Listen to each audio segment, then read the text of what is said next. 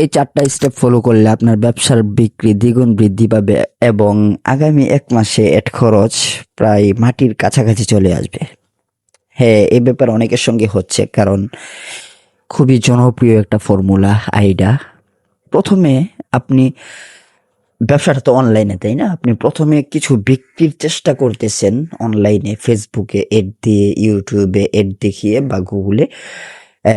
তখন একটা স্ক্রিপ্ট লিখতে হয়, সর্বপ্রথম একটা ক্রিয়েটিভ বানাতে হয়। ওই ক্রিয়েটিভের জন্য একটা স্ক্রিপ্ট লাগে। ওই স্ক্রিপ্টটা যখন আপনি লিখবেন বা আপনার স্ক্রিপ্ট রাইটারকে দিয়ে লেখাবেন, তাকে বলবেন প্রথমে তুমি এমন কিছু দাও যে অ্যাটেনশন, মানে প্রথমে কিন্তু আমরা সোশ্যাল মিডিয়ার কোন পোস্টগুলাতে থামি যে পোস্টগুলো আমাদের মনোযোগ আকর্ষণ করতে পারে, অ্যাটেনশন নিতে পারে। এই অ্যাটেনশন প্রথমে আপনার রাখতে হবে। যদি না রাখেন আপনার অ্যাড খরচ কমবে না, বরং দিনকে দিন বাড়বে। দ্বিতীয়ত ইন্টারেস্ট। অ্যাটেনশন তো পাইলেন, এখন ইন্টারেস্ট, তার আপনার প্রতি আগ্রহ বাড়াতে হবে। এমন কিছু লিখুন বা এমন কিছু ভিডিওতে বলুন। তৃতীয়ত ডিজায়ার।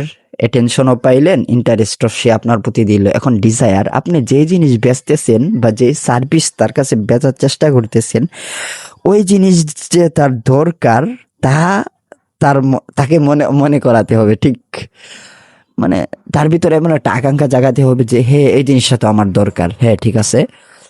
চতুর্থ, সবকিছু পাইলেন, এখন অ্যাকশন।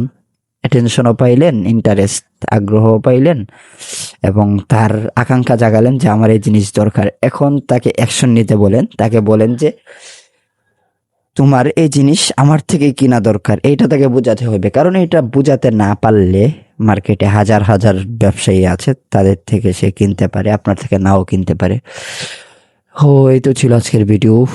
এই ফর্মুলা ইউজ করার চেষ্টা করবেন, আর দেখা হবে পরের কোনো ভিডিওতে। ওকে, বাই।